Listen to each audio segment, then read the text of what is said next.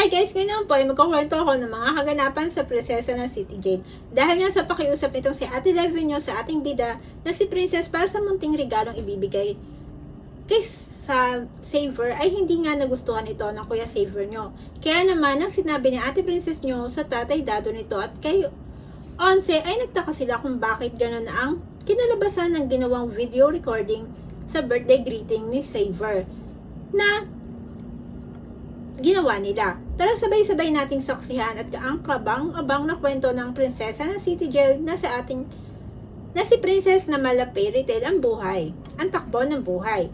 Samantala pagkatapos nga mapanood ng Kuya Saver nyo ang ginawang pagbati sa kanya ni Leilani ay hindi naging maganda ang kinahitnan para maging dahilan para lumabas muna ito sa lugar kung saan ginanap ang kaarawan nito. Kaya naman itong si Ate Levinyo ay agad na sinundan itong si Kuya Saver nyo. Dito sinabi ni Ate Levinyo na kahit ano talagang gagawin itong ating bida si Princess kahit hindi nito alam na magiging takbo ng reaction niya at mararamdaman. Basta magawa lang nito ang gusto nito.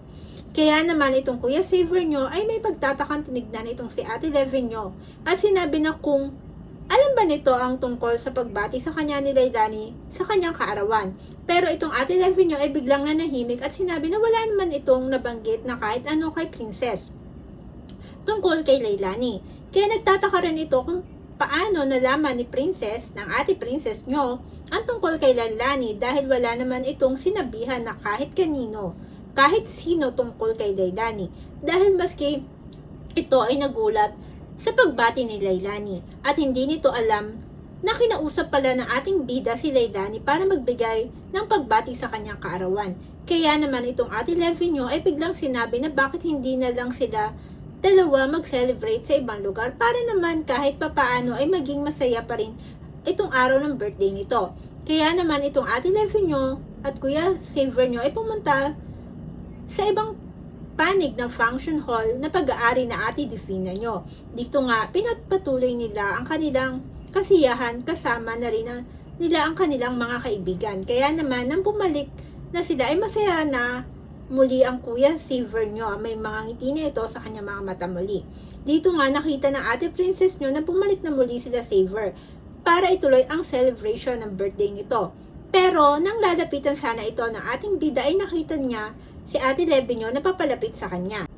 Kaya naman itong ating bida ay tinanong si Ate Levinyo kung bakit ganun ang naging reaction ni Kuya Saver nyo sa ginawang pagbati ni Leilani. Pero itong Ate Levinyo ay parang walang alam sa nagiging reaksyon nitong si Kuya Saver nyo. Kaya naman nasabi nitong Ate Levinyo na hindi mo nito alam, akalain na hindi pala mahanda itong Kuya Saver nyo na makita si Leilani. Kaya naman sinabi nito na kung maaari, wag muna itong lumapit kay Saver at umuwi na lang muna ito. Kaya naman mahinahon na sinabi ng ating bida na uuwi na lamang muna siya. Kaya naman tinawagan nitong ating bida si Paring Onse nyo para makausap niya at para makasama niya pa uwi. Dito nga habang pauwi na sila ay nagkwento ito sa nangyari sa birthday party ni Kuya Saver nyo.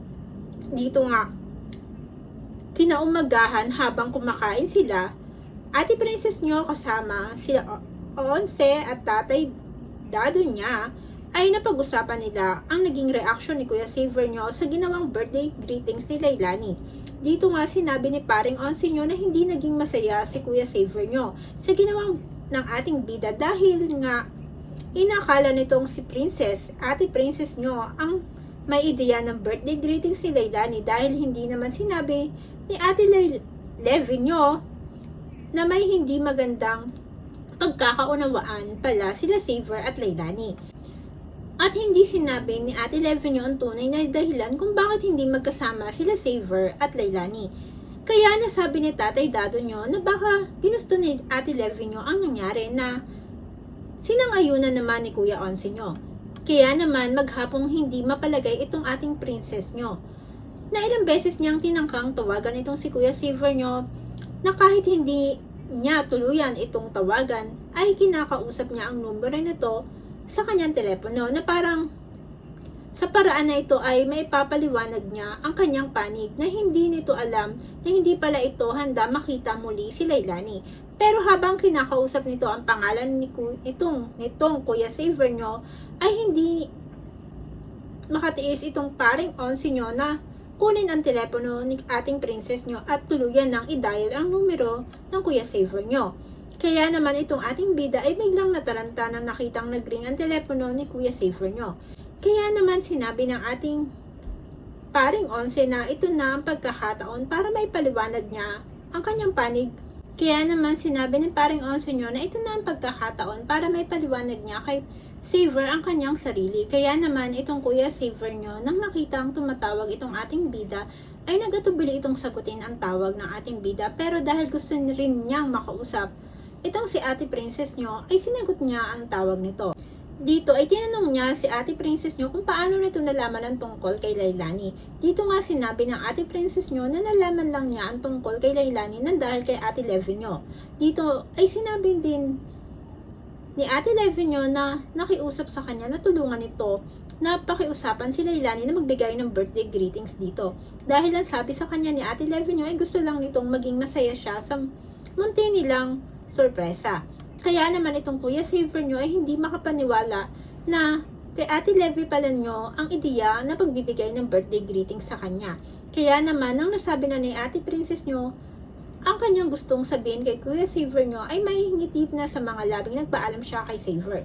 Samantala, itong ate Divina nyo naman ay hindi malaman ang nararamdaman ng hindi tinanggap nitong parang Raymond nyo ang tulong na ibinibigay niya para sa kumpanya nila.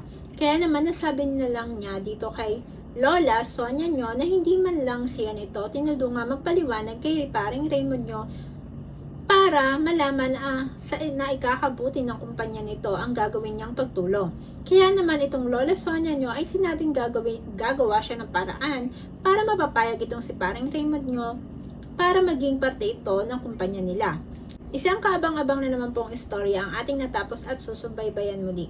Kaya naman po, kung nagustuhan nyo ang aking storytelling ng ating munting prinsesa na si Princess, maaari po ba kayong mag-subscribe sa aking YouTube channel para maging updated kayo sa lahat ng aking ina-upload.